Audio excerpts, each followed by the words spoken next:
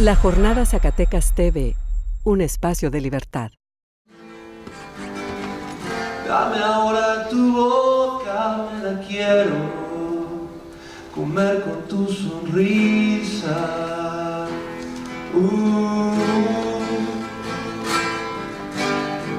Cuando estuve en el cielo era celeste, este dolor urgente. Soy Fernando Rivera Calderón, soy mexicano, que me considero realmente ciudadano del mundo. Tuve la fortuna de nacer en una casa donde había muchos libros, donde había un gran lector que es mi padre y dos grandes melómanos que eran mi papá y mi mamá, que son mi papá y mi mamá, y la verdad es que pues, tuve la oportunidad de escuchar mucha música, muy diversa, ¿no?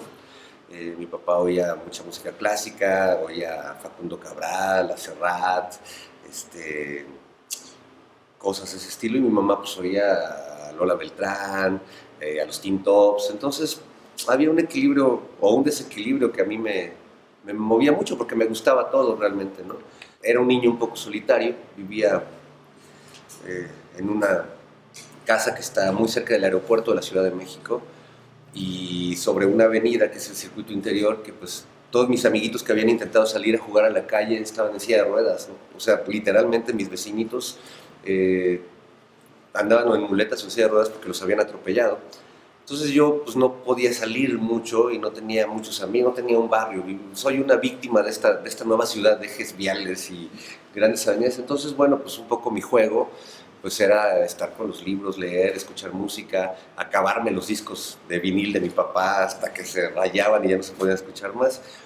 Y bueno, pues creo que todo eso fue un caldo de cultivo muy bueno para que yo decidiera, ni siquiera decidirlo, lo empecé a hacer de manera natural, empecé a escribir, desde niño quería ser escritor, lo de ser músico ya vino un poco más en la adolescencia, movido por otros factores, ¿no? Cuando ves por primera vez algunas bandas, entre ellas, por cierto, a los Caifanes, ¿no? Que fue una banda que me impactó.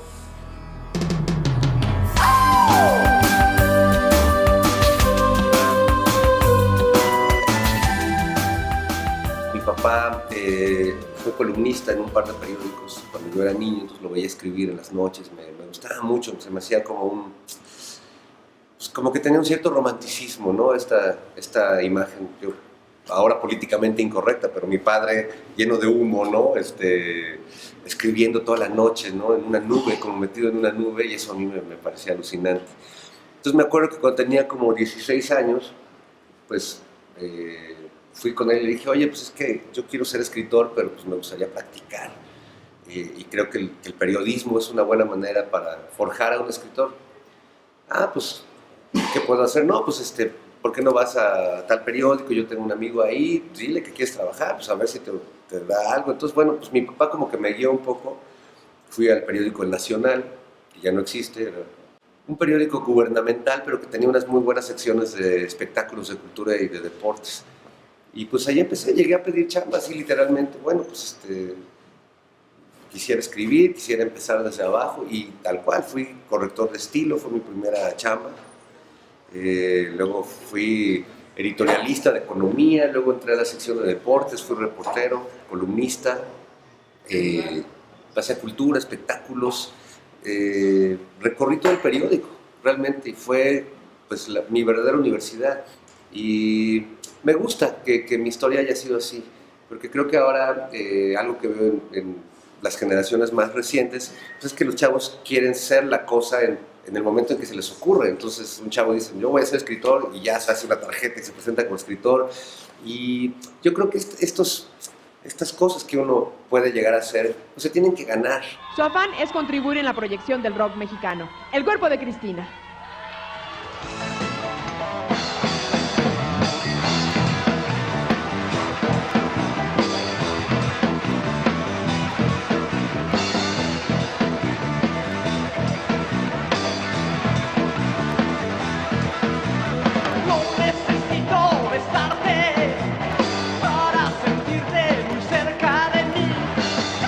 Bueno, pues desde chavo también empecé a tocar, tuve una banda que se llamaba El Cuerpo de Cristina en mi país a principios de los 90, una banda muy dark, muy oscura, y bueno, pues empecé a pues a moverme en ese ambiente de lo que llamamos el rock nacional,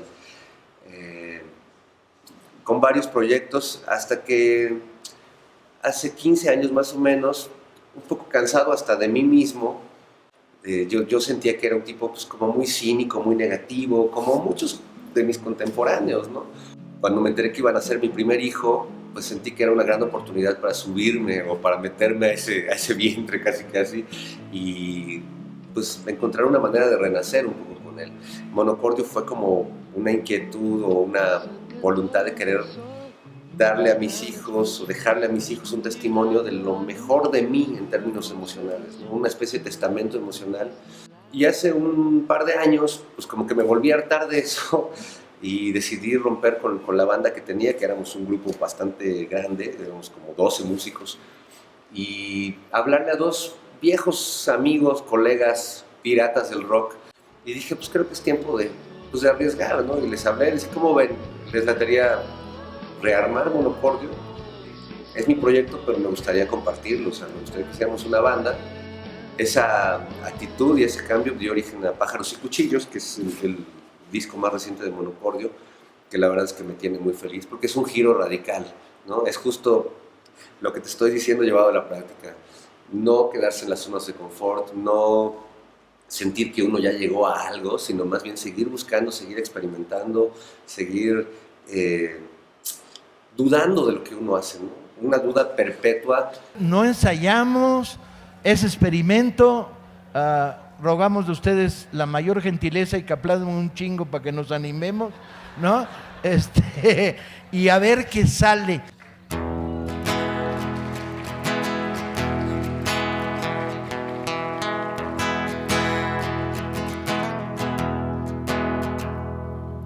Nací en el 72, sexenio de Echeverría. En ese tiempo el que no estaba de acuerdo desaparecía, igual que hoy. Quizá no se trataba de cruzar simplemente la frontera. Quizá alguien estaba empeñado en que las horribles relaciones entre México y Estados Unidos mejoraran. Entras de un lado, sales en Disneylandia. Entras en el otro, sales en la Plaza Garibaldi. Los 2 hombres se lo dijeron en ambos extremos del túnel, simultáneamente, y empezaron a caminar. Un lugar secreto será que está bajo el copete de Peña Nieto, su localización no está a disposición.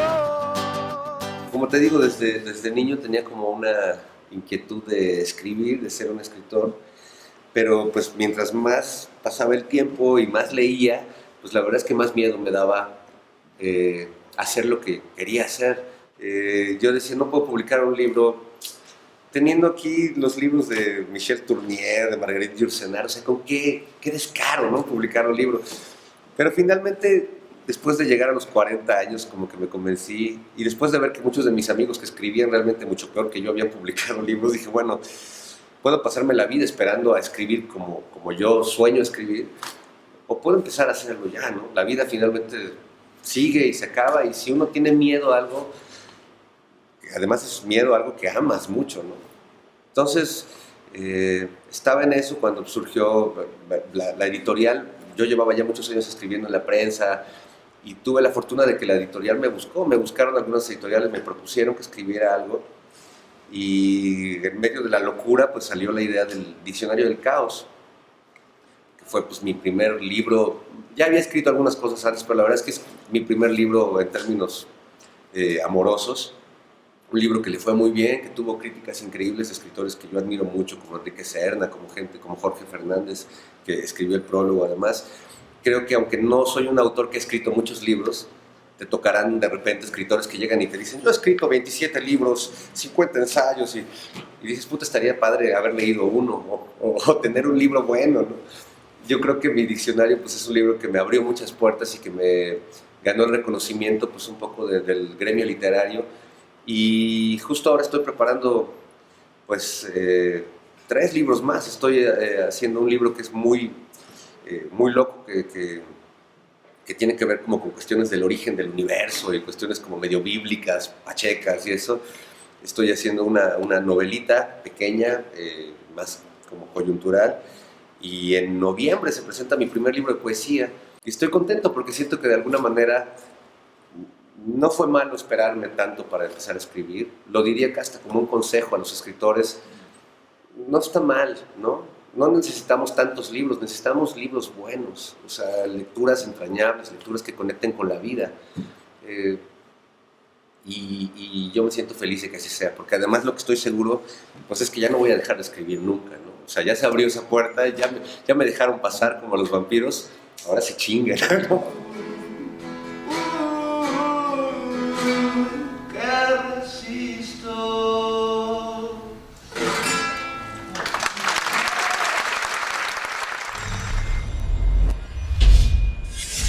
La Jornada Zacatecas TV, un espacio de libertad.